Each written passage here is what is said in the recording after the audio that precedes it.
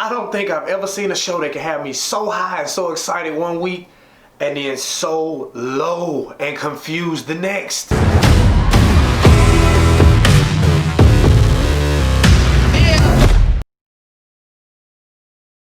So in Lovecraft Country episode 7, it's surrounded around Aunt Hippolyta, who is Tick's aunt and the widow of deceased Uncle George.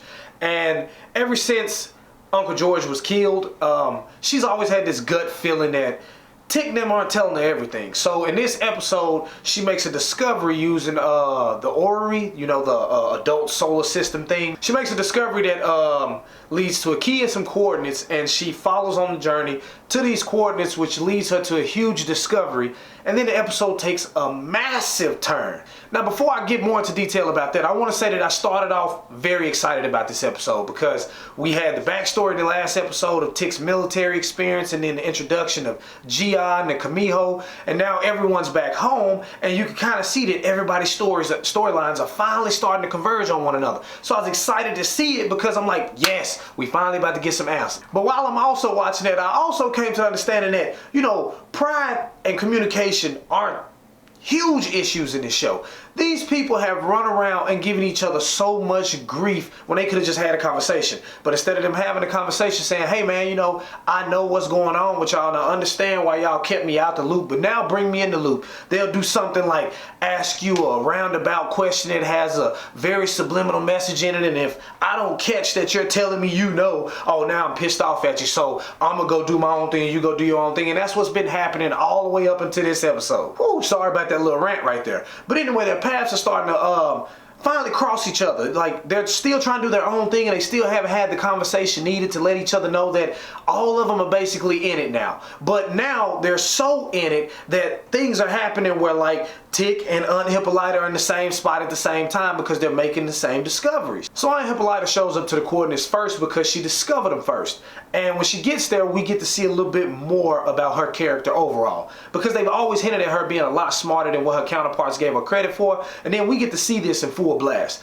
And I gotta say, I don't know how I feel about that. Now, I'm not saying I'm upset that they showed that she's smart. I'm saying that, like, she went from being like Uncle George's wife, and yeah, I know a little bit more than what y'all telling me, and I got some sense, and yeah, I like solar systems and planets, to like full-on mathematical savant in a half an episode. And you know, again, I don't have a problem with that, but if she's that smart, like, give us a little bit of character development in the background. Like, they didn't give us anything. They just really showed her understanding her husband a little bit more than most, which I think most wives will. Anybody, if you've been with somebody that long. And then they showed that she has a thing for astrology. So like, when she starts breaking down these super complex equations from these like random numbers that she's seeing, and it's like, okay, if you were that smart, you would at least be a professor or something. And it's just the character development. That's what irritates me, because how do you keep somebody that smart that down for that long? Yeah, that seemed like that might have been a huge problem, but trust me,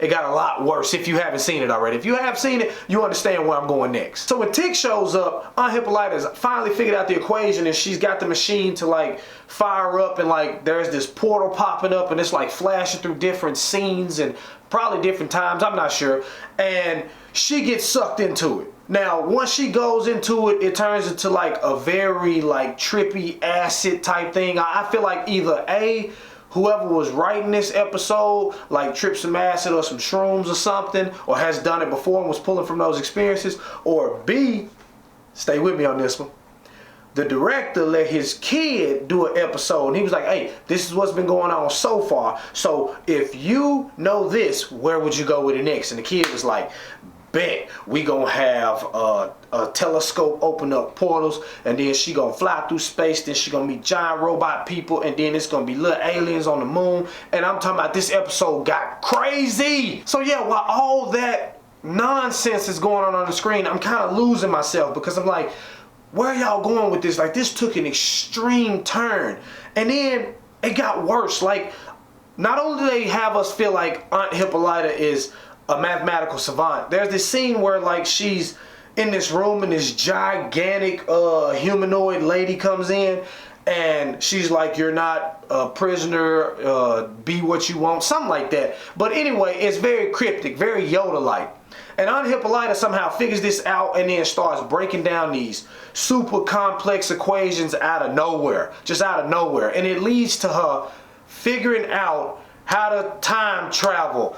What? So now you see why in the beginning I said in one episode it can have me super high, then in the next episode it can have me super low and down. So why all this time travel nonsense is going on, they did slip in a good point in this episode, and it was about discovering your voice and discovering yourself. And that's like the whole time travel thing. I was trying to figure out how it added to the story because I honestly couldn't figure it out. But then it led to this moment where she goes and she is talking to Uncle George, and she finally gets the huge burden on her heart or on her shoulders, however you want to put it, but she gets it out by letting George know that she always felt like she was more, and he never saw that. And I thought that was dope. I really did like that aspect of it. But all the time travel to like her being like anti-man warrior princess Miss Shock, I don't know what it was, but she ended up becoming like a warrior leader of this ancient tribe that hated men.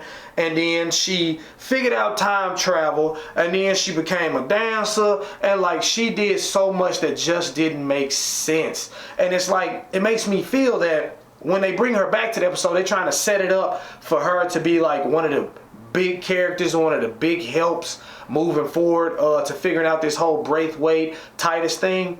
And I don't like that idea because I feel like that's sloppy penmanship. You already just shoving it in our face that like, yeah, she ain't just smart, she's brilliant. And now all of a sudden she can time travel, she's a badass warrior woman. Man, really?